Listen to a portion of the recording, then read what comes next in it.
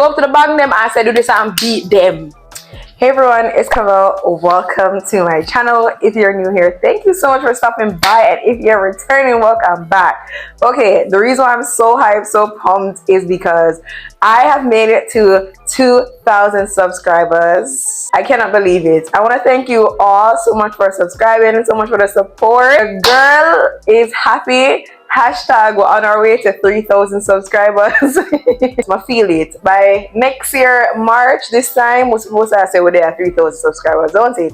But anyways, so let me just explain to you if you're new to my channel. I have spent some time documenting my journey when it comes to home ownership as well as construction, offering some tips, sharing with you the mistakes that I've made so that someone can learn from my mistakes. So back to today's video. Today's video is going to be sharing with you a couple things I wish I considered before purchasing a house. These things are going to be specific to home ownership in Jamaica, but a few things can be applied to home ownership anywhere. All right, so if you're interested in something like that, stick around. So the first thing is that non-residents may have more restrictions than residents, especially when it comes to the amount of money that the bank will lend you. So banks usually lend non-residents, specifically in Jamaica, about 75% of the money that they need to purchase a house. The reason for this is because non-residents are considered higher risk.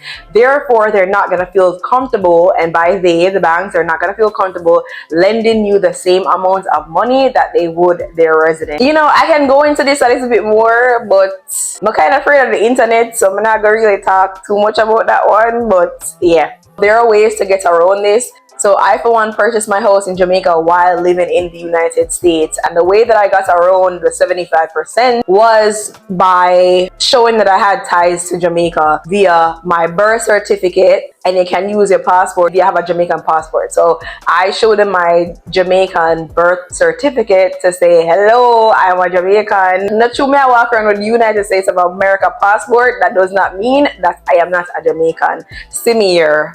Give me the money. When it comes to acquiring a mortgage, banks in Jamaica feel more comfortable knowing that the mortgage that you're going to pay is about 40% of your income. Now, there has been cases where it's about 60% of your income. And the reason why I'm sharing this one with you is just because the bank in Jamaica feel comfortable knowing that you're paying about 40% of your income does not mean you should feel comfortable paying about 40% of your income or 60% of your income. Okay, run the numbers and see what you can afford and what you can't afford. Another thing that you should know, because borrowing is competitive, you can actually negotiate a lot of the funds that the bank is going to give you. Manas, it's not always work, but I am telling you that the experts suggest that you can negotiate, and it's encouraged to negotiate. Now, by the time you're done negotiate, your middle name is supposed to be negotiator, okay? And if you don't have no middle name, make that be your first name. Your first name is supposed to be the negotiator. Big and bold. When them say something, negotiate. Them say something else, negotiate. Negotiate, negotiate, negotiate, negotiate. Alright? In the same sense, I want you to shop around when it comes to acquiring your mortgage or which bank you're going to use to get your mortgage through. Reason for this is that not all banks to me are created equal. I remember I'm going to tell you, I'm not an expert, but I'm someone who is an educator. So I know I'm come to find out is just like in part one where I mentioned that some banks, they don't want to offer you fixed mortgages, but instead want to offer you like adjustable mortgage. Some banks, the restriction, the requirements, everything under the sun is different from their peers. Can I call them their peers? Their competitors? Whatever you want to call them. But just note that them different. So shop around and see who's offering you the best deal. The same one you can shop around, will not go buy cars and them something never see who offer the best deal is the same way you're supposed to be shopping around when it comes to who is going to offer you the best deal when it comes to your mortgage, okay? Like, do that. Go up to the bank them and say do this and beat them. That's enough to do. Again, but now I say it's gonna work all the time, but that is the type of energy one is supposed to depend. Do this and beat the bank over there. So that's the energy I want from Uno. Yes. Alright, I don't know because I drag it. Just yeah. Just calm, see. Okay, this now, I wish I knew that the process when it comes to getting your home can take quite long, and it can take longer due to several things, due to squatters being on the property, due to that seller being breached in some way, due to the lawyers dragging their feet. Those things can all like make the process go longer. Those things in mind, ensure that you are inquiring about the status of your application. You're inquiring about what is going on so that you have a sense of why things are not moving. So I bought my house in Jamaica in 2017, and back then, I believe, don't quote me, this might be a lie, but back then I started the process in April and I closed on the house in August, and then I moved in October. And by moved in, somebody else moved in. I live in the United States, so somebody else was in the house in October.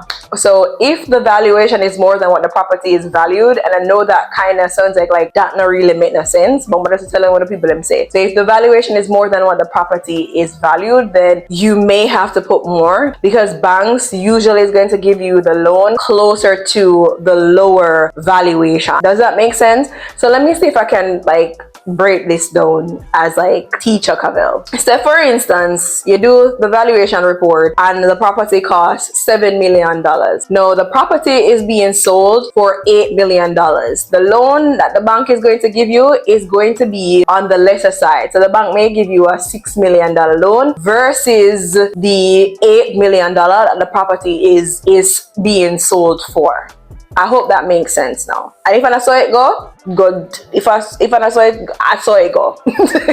Another thing that I wish I knew that you should know, if you're a non-resident, you may have to pay a higher down payment than someone who is a resident of that country. Remember when I tell you that the banks see you as a higher risk, therefore they're going to protect what is theirs, right? And so one of those ways is to make sure that you have a higher down payment than someone else who is a non-resident.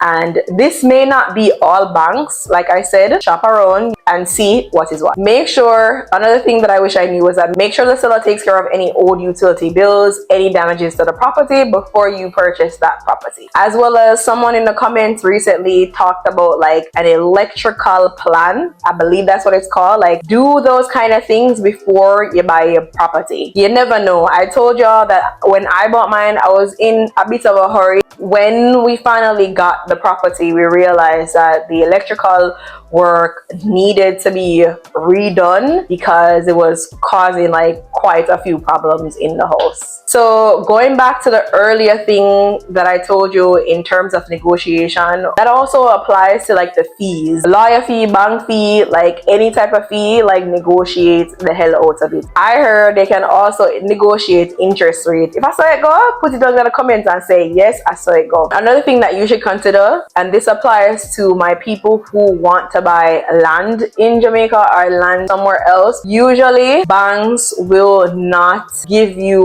a loan for the land unless you can show that you're going to build on that land within the next 3 years. All right, you can get a loan to build. Okay, it's not just a loan to buy a house, but you can get a loan to build.